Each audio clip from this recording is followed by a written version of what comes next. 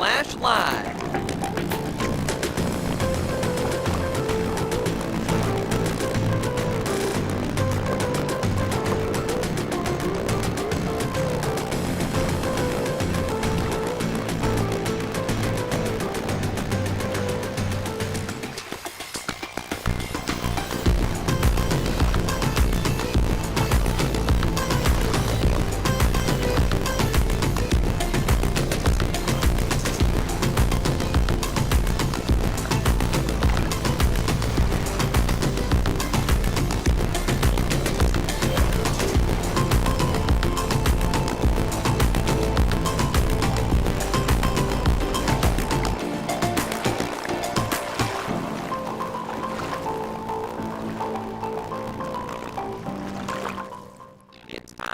It's time for the Splash Live from Civic Center TV, featuring stories from and about people like you in the Greater West Bloomfield area. Simulcast on cable, 89.3 Lakes FM, social media, and the web. Now live from Green Media Center, Walnut Lake Road, it's the Splash Live. Whoa! Did I get you? Did I get you? Hello and welcome to the Splash Live on our Halloween episode of the program. Welcome friends and neighbors. I'm Tyler Smith. Thank you for joining us. We have a great program ahead for you on this Halloween. We'll get serious. We'll get into it. What is a scary good show ahead. So grab your candy corn, throw it in the trash, or replace it with something else that's theoretically edible, and get ready for a fantastic show right here in Greater West Bloomfield. Of course, it's Halloween in town, and with an evening of costumes, candy, and community ahead, we are getting ready for the holiday celebration this evening. But the haunting holiday has its hazards, so I reached out to the West Bloomfield Police Department's officer, Zena Daly, to explore the steps that you can take to make sure that safety isn't so spooky. Here's our conversation. Officer Daly, thank you for joining us as always as we dive into some of the details that go behind one of the most fun holidays of the year. Hi, Tyler. Thank you for having me. Glad to have you on because there's quite a lot to dive into this. It's all pretty simple and straightforward as families go out for Halloween. They're either going to maybe have small get-togethers at their house, dress up in their costumes, or they'll take their kids out to trick-or-treat. But there's a lot of hidden potential hazards within that people should be aware of, not necessarily scared of. So what are some of the highlights of that, especially for parents that will be going out and about with their kids on Halloween night? For our trick-or-treaters, we always want to be sure that we're staying in groups, or especially if some of the preteens, teens are on their own, you want to make sure that they're in groups and not just going individually, and that parents know what route the kids will be taking so that if they do come in an emergency, they know where they're headed to. So, of course, when I say in your groups, you want to make sure the little guys are looking, and even the older kids are definitely looking both ways, because as you know, we always have distracted drivers on the road, and, you know, it's dark out. Sometimes these kids are not wearing reflective gear, so the kids need to also be aware and look both ways before they're crossing the street to get to another house. If there's sidewalks, let's use those. That's ideal. If not, of course, stay either on the grass at the edge or very close to the grass. That way, you're away from the vehicles that are kind of coming to and from through the subdivisions. And of course, kids, before you guys do eat your candy, you want to make sure that your parents do check them, make sure there's no open wrappers or anything that looks suspicious. If there is, please make sure you guys toss that out and check the rest of the candy. For our drivers that are out there, again, young and old, I would say be very careful. Drive slowly. Let's keep our electronics off, out of view, so that we're paying attention to all of the pedestrians that are walking.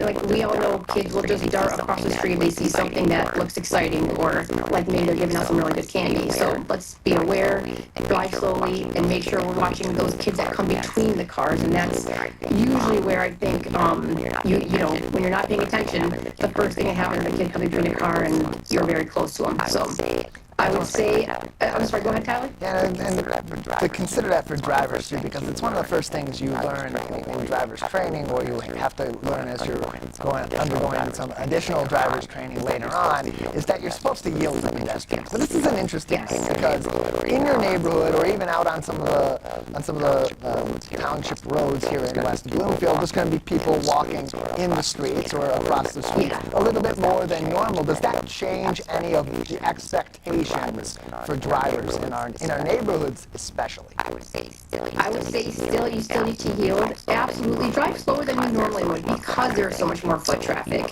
So if just to be cautious, just drive a little bit slower to get to where you're going. And the same side, the pedestrians also have a responsibility of paying attention to the vehicles that are driving through the subs and that they're not running out in front of them, that they have their kids' hands if they're very young, just that they're very, very careful and paying attention to where their kids are as they get closer to the street.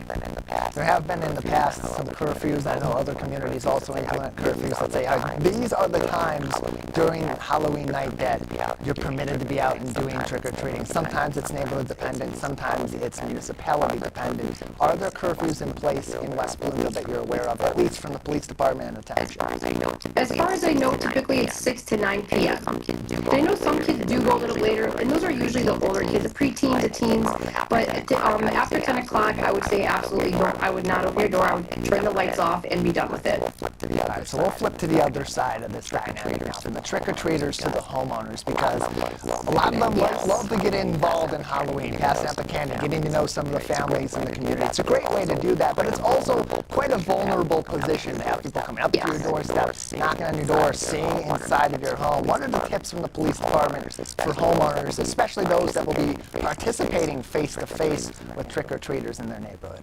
So if you're gladly opening up your door and passing out candy, but you feel uncomfortable with someone that's coming to your door, let's say your doors, sometimes the doors are completely closed and the kids have to knock and wait for someone to come to the door. If you're not comfortable, then just don't answer the door. You don't have any obligation, even if your porch light is on, to answer the door and pass out candy. So, and if you feel like there's a danger, then absolutely call the police department and let us come out and check it out. Just don't open the door, give us a description of what you see and why you were afraid. If you don't want to pass out candy, please make sure that, so that you're not disturbed, turn your porch light off.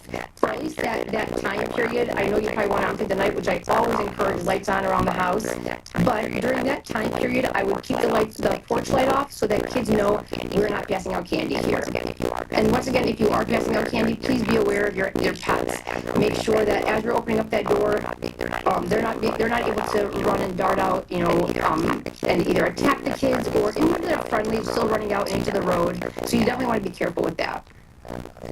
And even more of these helpful tips are currently available on the West Bloomfield Police Department's Facebook page. Follow them at West Bloomfield PD for even more information. Officer Zena Daly is with us on the Splash Live today, Community Relations Officer for the West Bloomfield Police Department, as we get ready to celebrate Halloween in West Bloomfield on Friday, October 31st. Officer Daly, a lot of other people will have gatherings in their home for Halloween also, and other alternative for people, especially adults, whether it's on that Friday night, perfect night for a gathering like that, or over Halloween weekend. Any advice for those homeowners that are going to be bringing people in for parties at their house to keep themselves safe, as well as those that they are hosting? Yes, I'm glad you brought that up, actually. I will start with our younger preteens or teens that do now start to go to Halloween parties instead of either partaking in Halloween trick-or-treating or, like you said, between this week and Halloween where they are having parties. Make sure the parents or an adult, a trusted adult, know where they are, have the address if they're driving themselves or driving with a friend. Make sure that an adult, your parent, knows where you are. If you have an iPhone, you can have that Find My option, and if not, and you have something along the lines of, there are apps, something like 360, where you can kind of track each other's location. Parents, if you do have those in place, make sure that those are working properly, and that you do check them just in case, or if you're worried, or if your kid calls you or texts you and something unusual seems to be happening. If you feel uncomfortable at one of these parties, I would suggest immediately call your family member, have them come pick you up. But if you feel like you're in a dangerous situation, an unsafe situation, I would call the police department, go to the bathroom, leave the house, and call us immediately, and we'll come out. If you're adults that are... What's that? I'm sorry. Please continue.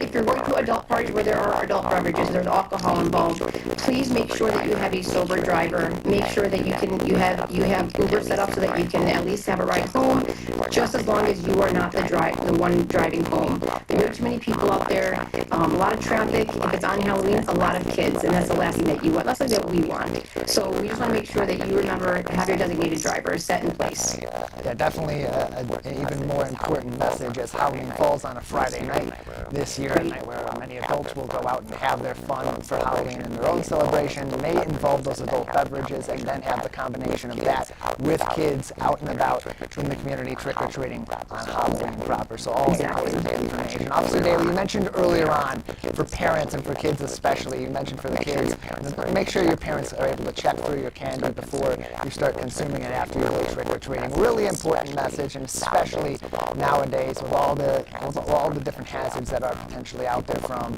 people looking to do wrong by our kids, especially for parents. What specifically should they be looking for as they investigate the candy their kids bring home? I would say always make sure if there's an open package, you toss it out. If there are holes in it, you want to make sure that in their bags, it may not be the candy, but while you sift through their bags, I would, instead of putting your hand in the bag, I would lay it out just for needles, razors, or anything of that type.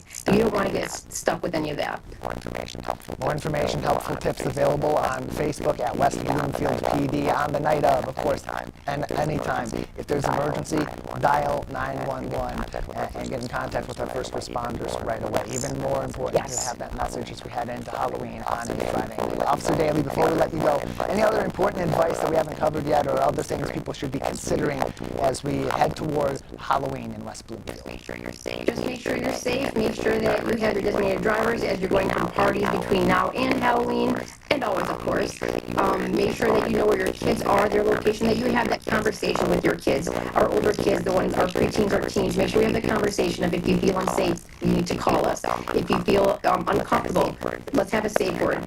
For your younger kids, when you do go out to whether it's a trunk or treat event or it is on Halloween trick-or-treating, if your kids don't know your phone number, write on a piece of paper, something I do with my own kids, and if they don't have a pocket to put your phone number in, put it in their shoe, put it in their sock, so that if something does happen, you're separated, they at least have a contact for you. All good information as well. If you need even more advice, if you need it, the police department's non-emergency number is 248-975-9200, 248-975-9200, a good number to call in of course, a non-emergency situation for any advice regarding safety of your home, your business, of course, your kids right here in West Bloomfield Township, or follow them on their Facebook page at West Bloomfield PD. Officer Daly, thank you as always for your insight. Thank you so much.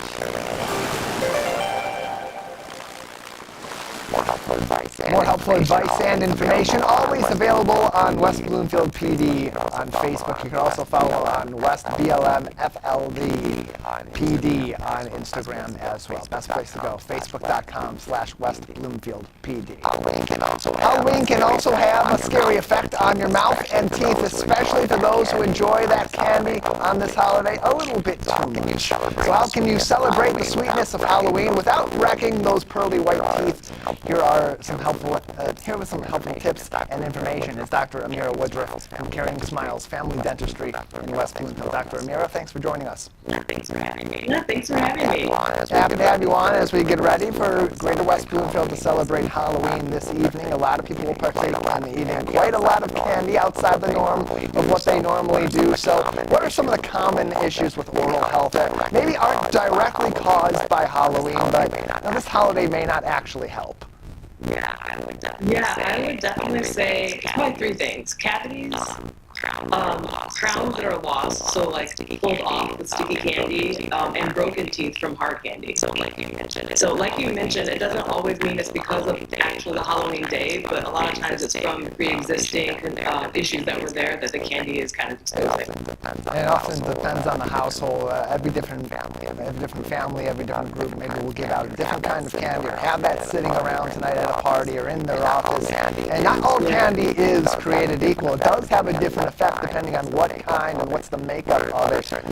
Are there certain types of treats that are worse for your teeth and worse for your mouth than others? Absolutely.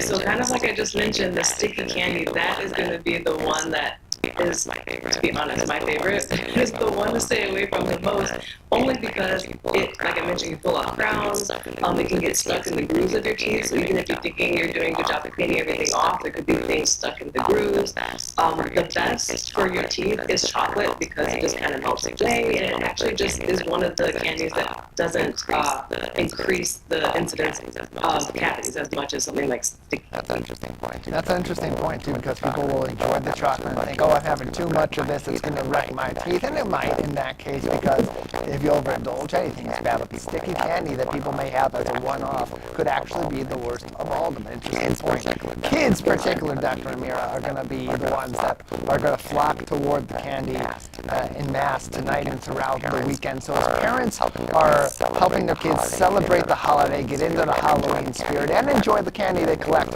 in their neighborhood or at Halloween parties, how do they help to manage that, to make sure the kids are having their fun, are enjoying their treats, but not going overboard and maybe hurting their oral health? Right, that's a great question. I would think that one of the things people probably don't think about is that the best thing to do is actually, if you're going to have candy, to have it in a small window. So instead of saying, okay, I'm going to be good and just have one piece a few times a day, that's actually worse for your teeth than having those few pieces all at the same time. So I would recommend doing it after like a meal time. So let's say after dinner, you've already eaten, your mouth is actually in a more acidic state at that time. So that would be the time to just have the candy then anyway. But I know you mentioned that kids are probably the ones that are more likely, but we've already been having a lot of adults coming in these few days before Halloween because they're buying all the candy to give out to kids and they're sampling before Halloween. So we've had a lot of adults in here with candy-related tooth issues this week. And so they think about all these issues with the stickier candies, with having too much, overindulging, all that sugar you're intaking. They think, oh, I got the solution. Sugar-free. I'll go sugar-free. But those sugar-free candies can also have a negative effect on your mouth, too. How do they affect people's oral health different than those that are made with traditional natural sugars? Yeah, so that's a great question, too, because sugar-free is better in the sense that it's less prone to cause cavities. But the other things I mentioned, like it being sticky, you can still have a very sticky sugar-free candy. And then also you can have a very hard piece of sugar-free candy. So you're still dealing with the pulling out of dental work and the breaking of teeth, especially if you haven't been to the dentist in a while and you have teeth that might not be quite as strong as you might think they are.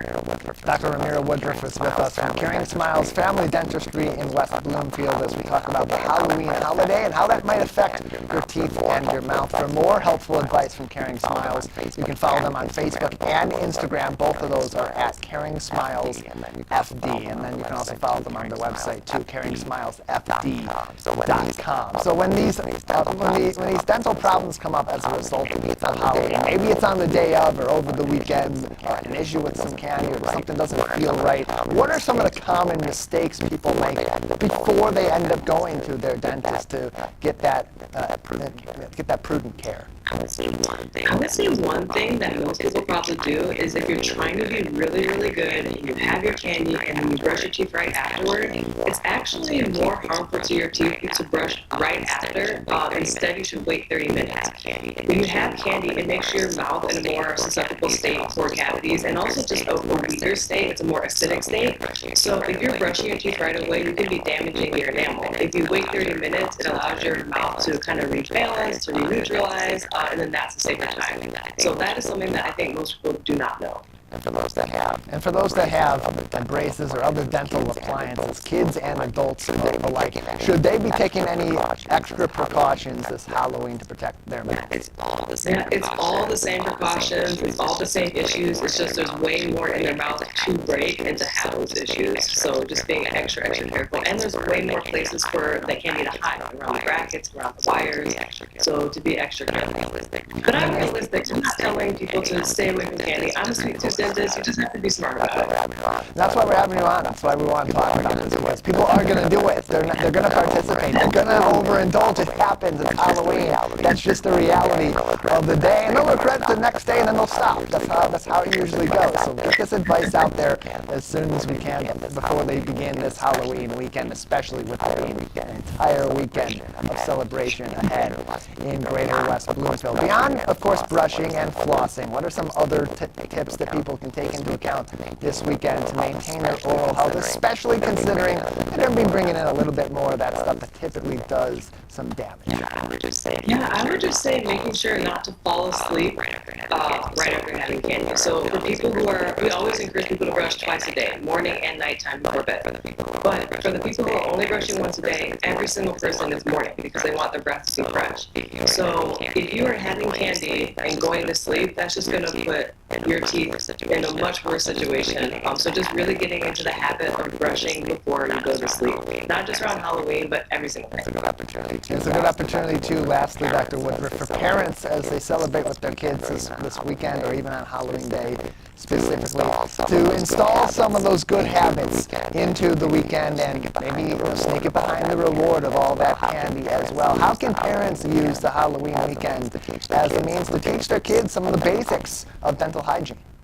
Well, I think kind of what I mentioned about making sure brushing morning and night and flossing, but then also making sure staying on top of dental appointments. So making that be a fun thing. Let's go get your teeth checked out because we know Halloween is coming up and have it be a fun visit, have it be something they're looking forward to for almost giving that thumbs up for Halloween, or if it's after Halloween, shortly after. But just trying to plant, like you mentioned, some good oral hygiene habits for their life moving forward. Dr. Woodruff, we appreciate your advice today as people get ready to celebrate Halloween this evening and all throughout the weekend close to home here in Greater West Bloomfield. Thank you so much. Thank you so much for having me. Appreciate it. You can find Caring Smiles Family Dentistry on their Facebook and Instagram pages with helpful advice for Halloween and dental health all throughout the year. Facebook and Instagram at Caring Smiles FD, or visit them on caringsmilesfd.com. It's a beloved Halloween tradition in one West Bloomfield neighborhood where a homeowner goes all out making her yard the spookiest in all of the town. But it's not only an effort for decoration and holiday spirit, there's plenty more to her decorations than meets the eye. Last Halloween, we sent Kevin McIntosh out to learn more. Halloween excitement is in full swing here in West Bloomfield, and one local homeowner is taking things to a whole new level. This home on Hardwood Street is no ordinary Halloween display.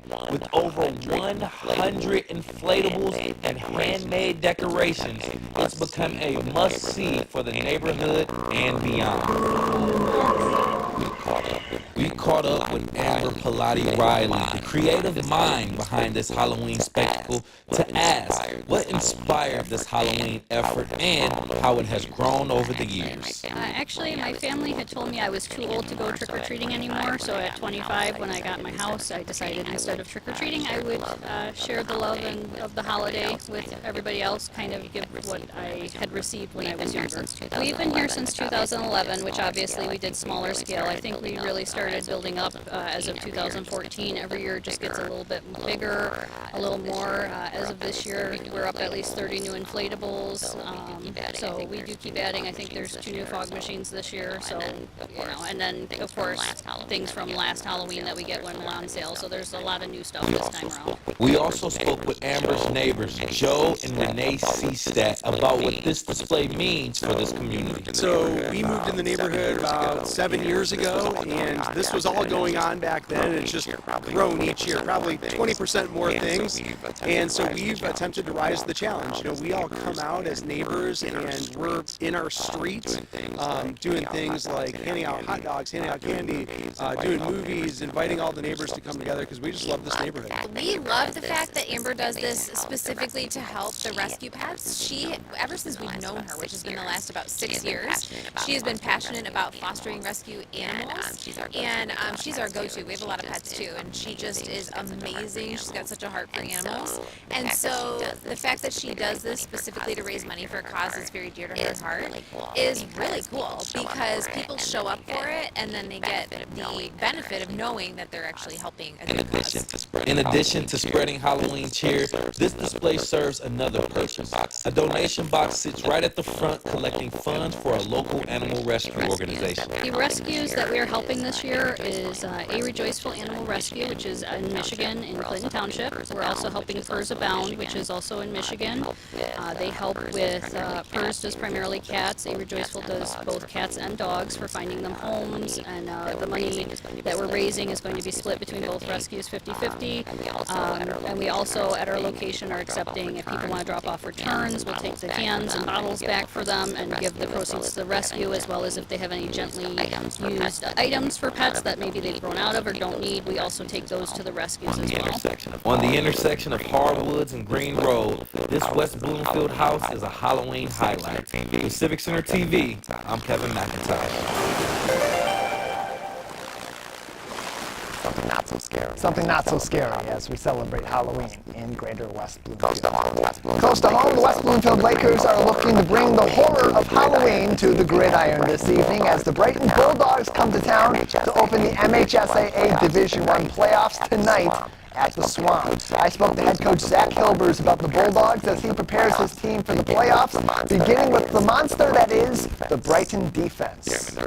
They're a pretty talented team. They're a good team. They haven't given up a ton of points, like you said. They kind of did last week at Fordson, but it's kind of some weird things happened in that game. But yeah, they're a big team. They're strong, huge O-line, two really good tight ends. There's a lot of playmakers also. They have 2 shutouts this season, 6 games where they allowed 14 points or less to their opponents. They won all 6 of those, 3 of those against playoff teams. And as you come into this game, you've played against some really powerful defenses that have given you some trouble and then been able to compete with your offense in the process along the way. So having that experience now to go up against a team like Brighton, how does that help to inform your players in your game plan as you go into this particular game?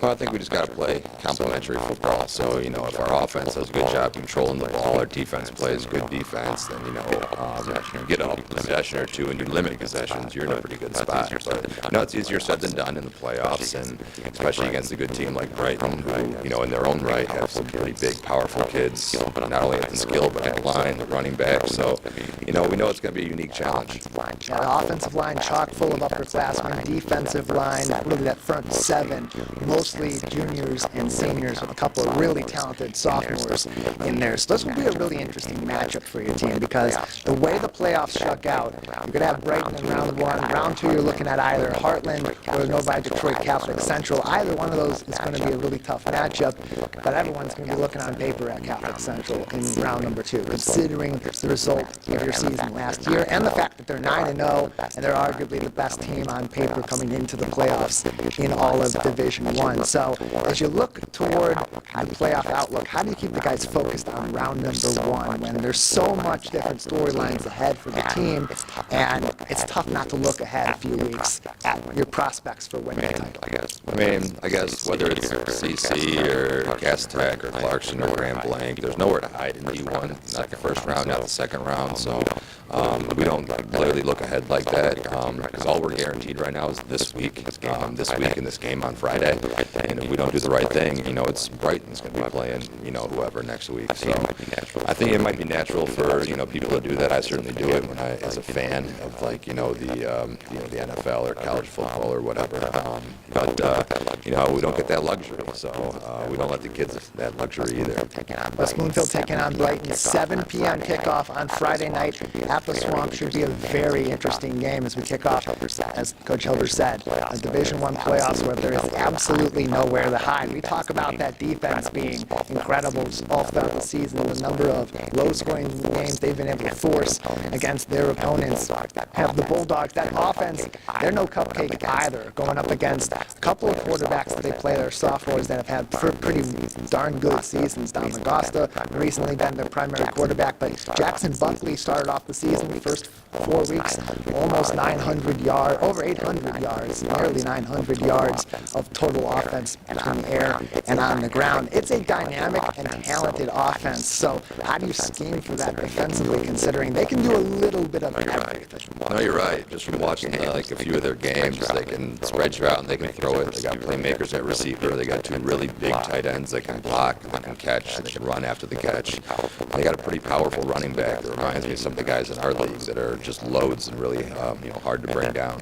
and that they have all at different points of the year stepped up and really made plays. And I don't know, like I kind of said, that we don't have a ton of familiarity. So like I see all these different kids that can make plays, and I don't know what their game plan is going to be, and that's kind of the challenge for us right now. Tough too when you go up against a coach with that kind of experience too, that you know is going to bring his A game as you bring yours. Tons of experience between both of these coaching staffs only makes that much more interesting as you go to matchup. As you go into the playoffs, especially after a 7-2 season, a couple of games that are really the only lone blemishes on your record and on tape from this particular season. You have a balance of wanting your team to come into the playoffs as confident as possible so that they go out on Friday night expecting to win every week. But to keep that balance between confidence and cockiness that often leads to those mistakes that can be fatal at this time of the year. How do you maintain that balance when you're coaching kids in an emotional game like football? Yeah, I mean, you're right. It's probably a fine line, but we'll take confident in the assignment and their abilities more than, I guess the opposite of that. Because they're confident in the assignment, they understand the game plan, what they're supposed to do, and obviously their ability to go ahead and get that done. And yeah, if they start going over that line, it's our job to pull it back and yank the chain metaphorically. But yeah, still, I think that's what you want, especially on defense, what you want them to be thinking. Does the message change this time of the year, other than the basics of you lose, you go home, when you're preparing for a playoff game versus when you're preparing for a regular season game? No. I mean, other than what you mentioned, no, I don't think so at all, because at the end of the day, there's 32 teams in the state. If you're lucky enough to win, obviously that gets cut in half, and I think if you put too much focus on that, like, you get this pressure that starts to build up. But, with the teams that we play throughout the year, whether it's our league, Fordson Week 1, Birmingham Grove, like all these talented teams, like, we've seen really good football. We know we can play really good football. We just got to believe that we can do it when it counts. Of all the teams you played this season, of all the successes for West Bloomfield in recent years in the playoffs, and down years that didn't go the way you expected in the playoffs, like 2021 or even last season, so many different lessons you can bring to this locker room as you get ready for Brighton on Friday night. What are some of those that you're incorporating as you're getting your team prepared to open the playoffs against the Bulldogs? With that, you're pretty much guaranteed 48 minutes of football, and we got practice all week, and you should just honestly cherish that, because before you know it, it's going to be gone for everyone. But you get 48 minutes of football, and if you do it right, you get 48 more. And if you take it week by week and you believe in the stuff, you can be pretty special. Or if you don't, and this game can be really cruel sometimes, like, you can be done in 48 minutes. Earlier on, we talked about the similarities between this year's team and the 2023 squad that made it to the state semifinals against Southfield A&T, the eventual champions in Division 1. As you get ready for this year's playoffs, some of these players, now seniors in leadership positions on this team, were also on that team a couple of years ago. What do you think is the biggest lesson that they've learned and they're bringing to this team as they get ready for the 2025 playoff campaign? Well, they've seen what it takes to get, I guess not quite to the mountaintop metaphorically, but you're right on the cusp of it. Yeah, about as close as you can get, right down to the last play in the semifinals against the eventual state champion. So, they've seen what it takes to win this time of year, and then I guess they've seen the opposite of that too. And the balance of those lessons, I think, is really kind of hardened them as a group and given us the identity that we need to be successful. I asked Cam this earlier on. I want to finish by asking you the same question. What about this particular team?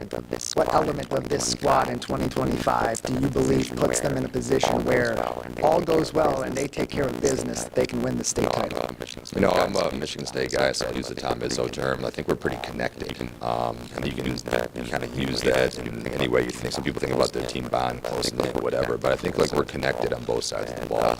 And mentally, physically, we got a good feel for each other in the game plan. And teams like that are, I guess, multifaceted are always going to have a chance. You can follow the team and see where they're playing tonight on civiccentertv.com/LakersSports. The exclusive streaming rights for all MHSAA playoff games are with the NFHS network. So for the first time this season, your team here at Civic Center TV and 89.3 Lakes FM will not be on the air for tonight's ball game. The only place you can watch the West Bloomfield Lakers is either at the Swamp itself or on the NFHS network. We have a link to that exact page right where the game will be tonight on civiccentertv.com/LakerSports. Also a great place to watch that entire episode of This Week in Laker Football. Hear more from Coach Hilbers about last week's win against Roseville, this week's game against Brighton, and also hear from West Bloomfield Lakers sophomore wide receiver Cam Hall. Saturday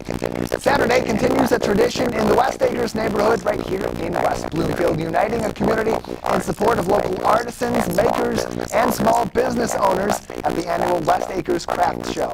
Our team recently spoke to the president of the West Acres Women's Club, Carrie Long, for the inside scoop on this Saturday's event. Thank you so much for joining us today. Thank you so much for having us. I'm so proud to be here and talk about this craft show. This is our 50th year, so it's kind of a really special anniversary. It's been 50 years of volunteerism to put on this amazing craft show that the whole community enjoys and looks forward to. 50 years. That you're absolutely right. That is an incredible milestone, and there's so much to look forward to with this year's event. What kinds of vendors or crafts can visitors expect to find this year?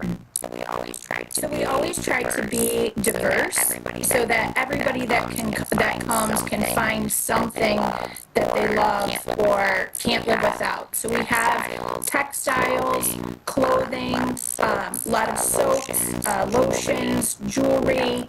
We have blown glass artisans, pottery, food, woodworking.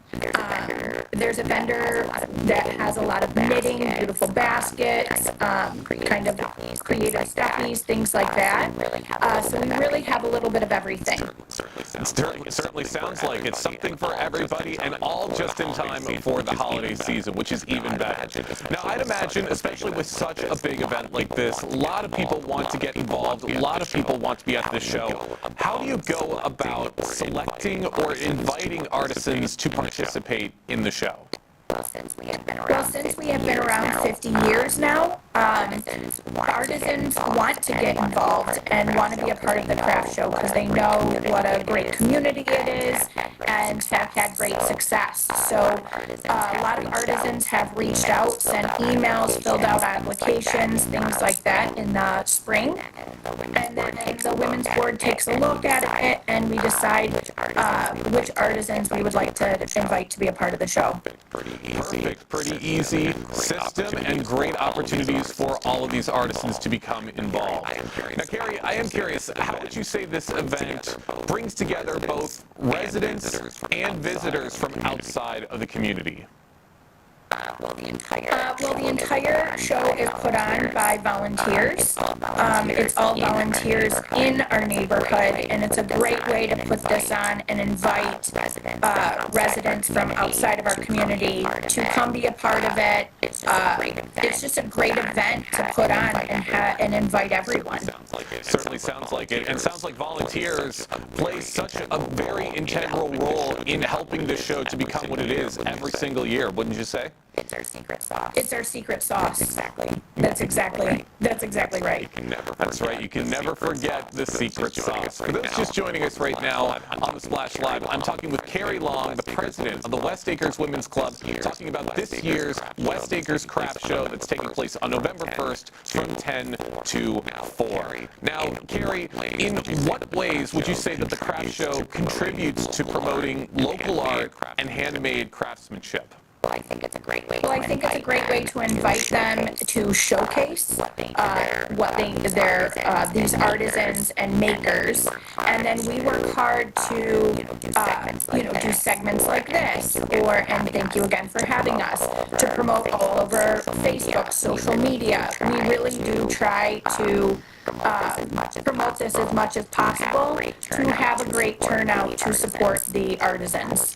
Of course, you want to make sure that this event truly does have something for everybody. How would you say the team helps ensure a safe, accessible, and welcoming experience for all of the attendees? Because I'd imagine an event like this, it's going to get pretty busy. So yes, again, we have volunteers that the days it is setting up. We have I will be there, and we have a handful of people volunteering for help setting up, coordinating how people are getting in and out. We also have parking attendants, so somebody will be helping in the parking lot to make sure everybody can park and get in safely in and out. We have an entire crew all over helping and watching and ensuring everybody's safety. Perfect. Great systems in place to make sure that everybody has a wonderful time.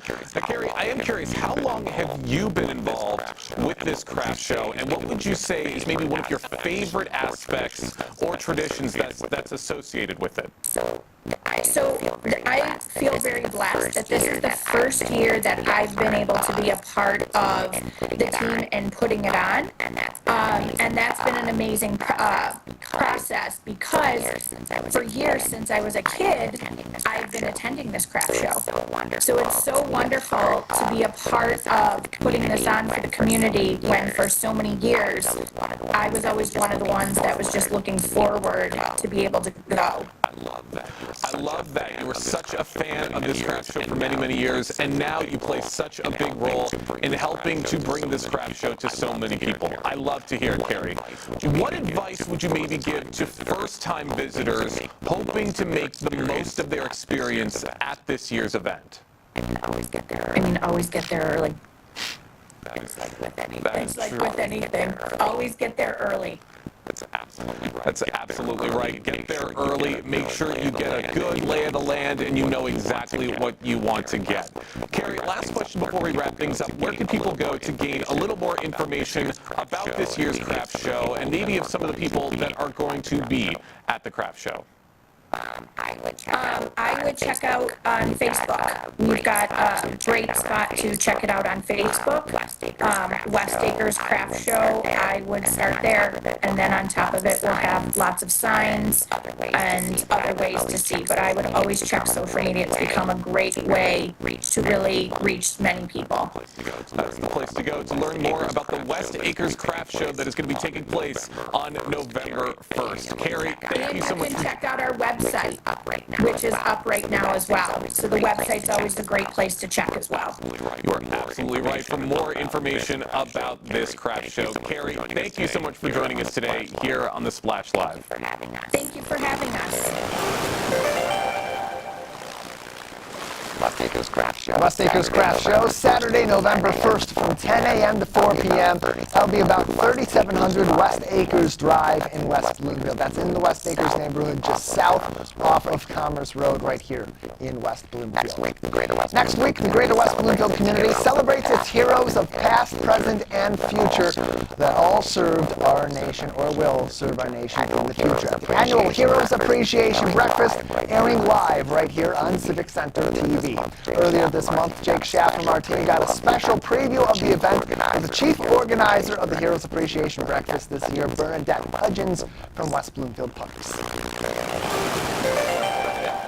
Bernadette, thank you so much for joining us today. Thank you. So glad to be here to join you. Absolutely glad to have you with us as well. Really looking forward to the Heroes Breakfast coming up soon. It's one of the biggest events with West Bloomfield Parks that takes place every single year.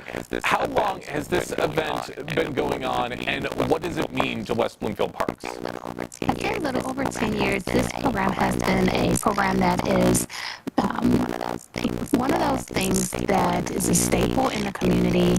It is an event that we have a lot of great support because people want to honor our veterans. I mean, honestly, if we think about the freedoms that we have here in our great country, it is because of the sacrifices and dedication of our veterans. So we are happy to take this opportunity as a token to show them our appreciation. That's absolutely right. And of course, it's not just West Bloomfield Parks who helps to put this together, as we mentioned. Yes. There's a ton of partnerships that help make this event possible. It's almost like the Avengers, everyone teaming up. You got the West Bloomfield Township, the school district, the public library, everybody. How does that enhance the event's mission? Well, I think that it really helps to show the community that this is something that is not just honored and appreciated by the WB Parks, but by the community partners who are serving them on a day-to-day basis. So I think, and I love the fact that not only this event could not happen without the wonderful sponsors that we have. Seniors Benefit Plus, for example, they support us year after year, and so these are this program, I should say, is so important and so valued, and it just creates that space to say, hey, we thank you, and we're excited this year because we had the hometown singers, but then we also have some local musicians, and that will be the middle school. They will be performing our veterans out at the end of the session. So we're really excited about this year's event, and we also have some donations from Mission Barbecue. So we're really excited about this event and looking forward to being able to gather our seniors, all of our veterans, to acknowledge this important season as we go into Veterans Day. That's right. And it's going to be a very, very moving ceremony for all of the veterans that are there. And every Heroes Breakfast, I'm sure no two Heroes Breakfasts have been exactly the same. What new features or enhancements are being introduced this year compared to past years? Well, one of the things that every year our goal is always to make it more seamless, make it more efficient, and so in the past we've had photographers we're actually doing our own photo booth, and we have it set up so that folks can take their photos, go into their event, walk out, have their names on their badge or on their pictures. They can walk out. We also, like I said, we had a donation from Mission Barbecue, and they're donating a Tiffany casserole, so that will be a new addition. And we have all of our wonderful volunteers who play a key role in making this event happen, so that we can serve almost 200 folks that come out. And we also have a process that is easier for them to check in, and we have a special guest from Selfish Air Base. So we're really excited about this event, but I will tell you, this is a well-oiled machine because we've been doing it. The processes and how we do it is great. And so we do have our fire chief, our fire chaplain, Tim Oserland, who will be doing our invocation. We have a wonderful MC, Al Muscovitz. So if you watch the news or know anything about sports, or even have been around for a while, Big Al is going to be our MC. And then we have one of our fire chiefs will also be our MC. So, will be one of our folks who will be doing some speaking as well. So I think we have some really great things going, and we're excited about the event this year. You absolutely should be excited. Sounds like you've got a great line of speakers and entertainers for the program. How do you select who speaks and entertains for the program, and what qualities do you tend to look for in those people? I think one of the qualities, first, we want them to understand the veteran experience. So if they are not a veteran, that they've interacted and engaged, because again, this is to honor our veterans. So we want to make sure that we are having presenters who can speak to their challenges, who can speak to how important that they are. So that's really important for us. And then also making sure that we are trying to find local veterans or people who are currently serving, so that we can make sure that we are taking into consideration some of the challenges that people may experience just living in and also the wins that people may have living in our community or near our community. For those just joining us on the Splash Live, I'm talking with Bernadette Hudgens, the Senior Services Manager for West Bloomfield Parks, who's giving us some insight on this year's Heroes Appreciation Breakfast that is going to be taking place on November 4th. Now, as we've said, this event is open to everybody, not just veterans, but non-veterans as well. How do you balance honoring veterans while also including non-veterans, and what's the significance of making it open to all? Well, I think it's important as we think about honoring our veterans that they know that it's not just our community partners, right? So anyone who is not a veteran and they're not coming as a gift, the fee is nominal, $15 for breakfast, and most of us spend more than that going to brunch. So $15 is a nominal fee, but all of our veterans, and again, you don't have to be a West Bloomfield veteran to come. So you go on to our WBParks.org website. You can go and look for the registration, and you can register, and every veteran is able to bring one free guest. So again, it's a great event. The tickets go fast, so we encourage people go ahead and get that registration going so that we can make sure that we're ready and prepared for you. And it's going to be an exciting event.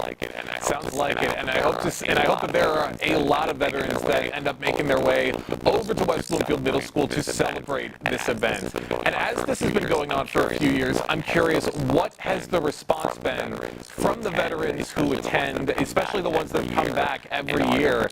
And are there particular moments that really resonate the most with them? I would say yes. So first of all, this is a very important event, and our seniors, the feedback has been very positive. They enjoy it, they respect it, and they look for it.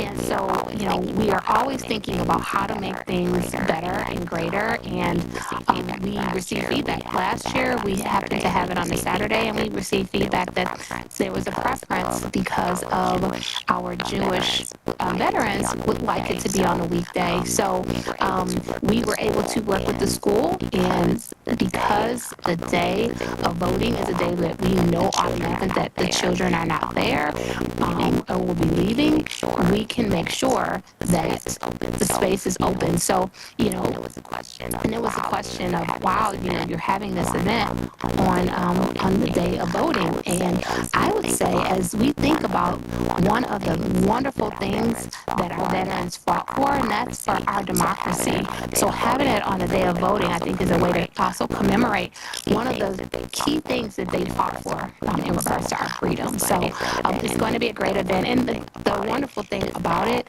is that it's just for a few hours. So again, it's not the whole day. You come in, enjoy some music, along with great speakers and a tasty breakfast. I say that our school children are eating really well because the cooks and the culinary staff there at the West Bloomfield Middle School, their breakfasts are, bar none, the best. I know that I've enjoyed.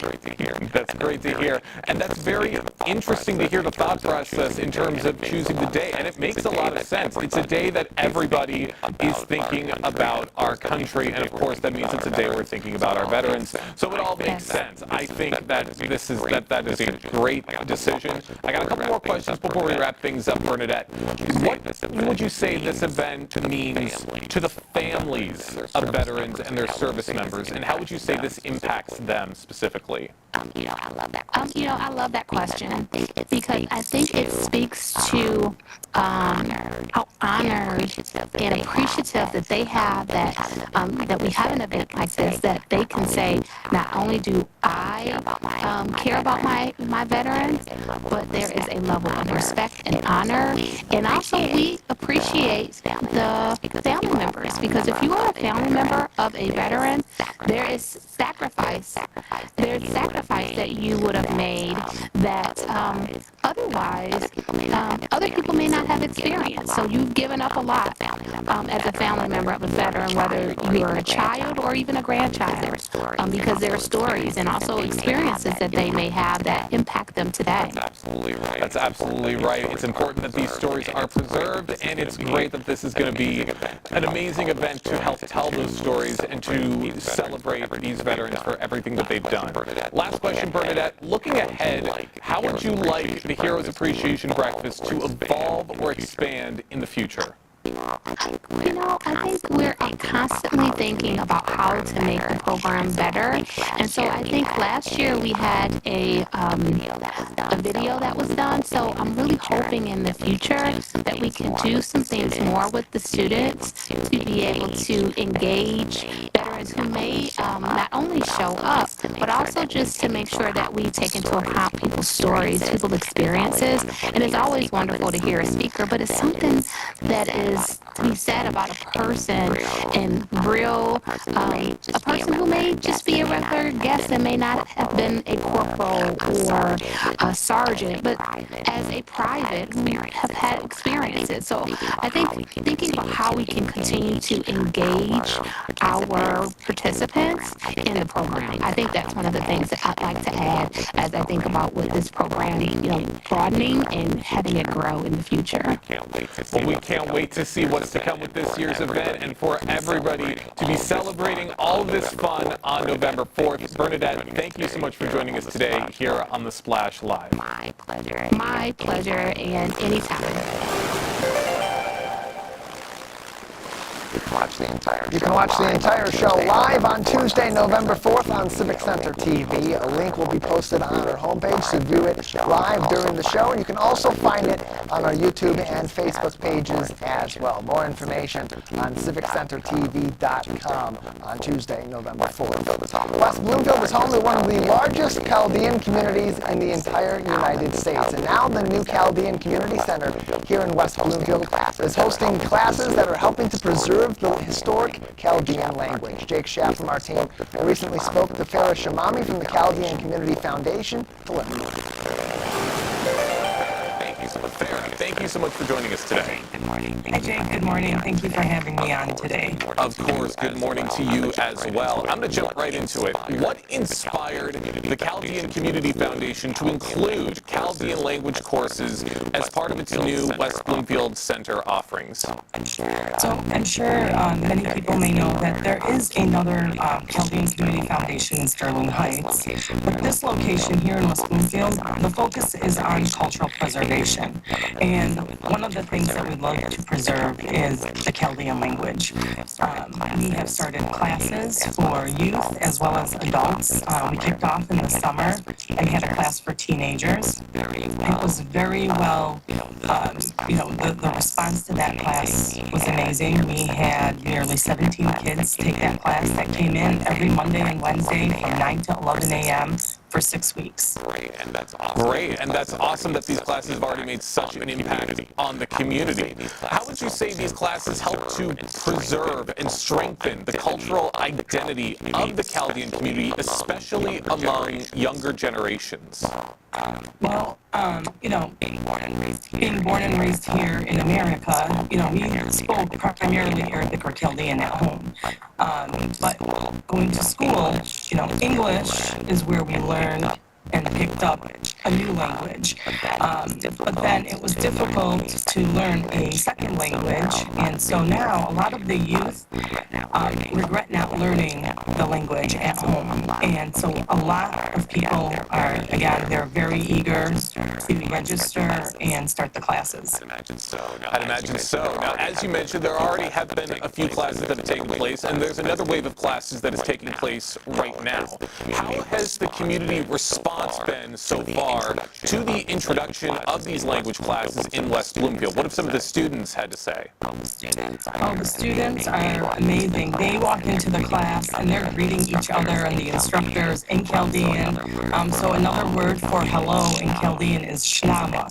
And so that's what they say. And then when they leave, they say push bishlama, which is goodbye. They're enjoying learning numbers and they're learning the days of the week. And, these are, although they're walking away with a great grammar knowledge, it's eventually you'd love to teach reading and writing as well.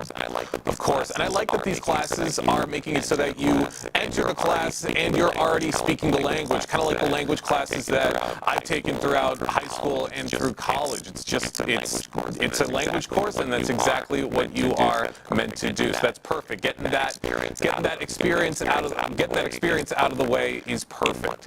In what ways do you hope these classes will foster connection between both longtime residents and maybe some of the newest members of the Chaldean community? I think some of the connections are that, we all come from the same place. So we grow up, learning the Chaldean culture, the traditions, the heritage, but now here's another component, it's the language. And so I think this will go on for many, many years as they continue to learn. And then we're also integrating cooking. So we've started our kitchen here, and we have a demo kitchen, and we've been teaching Chaldean dishes as well. I love that. More and more great opportunities to learn throughout West Bloomfield. For those just joining us right now on the Splash Live, I'm talking with Farah Shamami, the program coordinator for the Chaldean Community Foundation, talking about the language courses for the Chaldean language that are currently underway and available with the Chaldean Cultural Center in West Bloomfield. Now, Farah, these language courses, how do they complement maybe the broader mission of the Chaldean Community Foundation and its expansion into West Bloomfield and hopefully beyond West Bloomfield as well?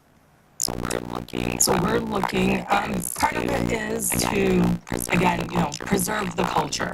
The Chaldean language, Aramaic, that's the language that Jesus spoke. We're very proud to be able to speak that language. And then as kids and adults learn it and continue to speak it, the language is more well known. Currently, we do have a non-Chaldean in our language class. Our adult language class that comes in every Monday and wants to learn because they have a lot of Chaldean clients. And so it's great to be able to communicate with others. We appreciate Farah for joining us to explain more about these Chaldean language courses available through the Chaldean Community Foundation here in West Bloomfield and throughout southeastern Michigan. View our full segment with Farah Shamami on CivicCenterTV.com. That's our show. I want to remind you that television that's close to home is always online on CivicCenterTV.com and across all of our social media outlets. Facebook at Civic Center TV 15, everywhere else at Civic Center TV. Big thank you to our crew and to you as well for joining in. We hope you have a fantastic Halloween weekend. For our entire team at Civic Center TV, I'm Tyler Keefe. Thanks for tuning in to the Splash Live.